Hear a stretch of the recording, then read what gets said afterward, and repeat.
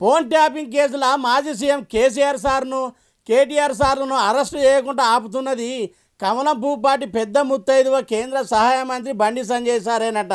అగో KCR సార్ను Revanth sir arrest చేస్తే చూడాలని ఉండే, కానీ కారు పార్టీ కాంగ్రెస్ పార్టీ రెండు సీకెట్ల సోపతి చేస్తాయని ఓ దిక్కు బండి సంజయ్ సార్ అంటుండే. ఇప్పుడు బండి సంజయ్ సార్ ఇట్లా సూటిగా మీటింగ్ పెట్టిరని ఎవరన్నారంటారా?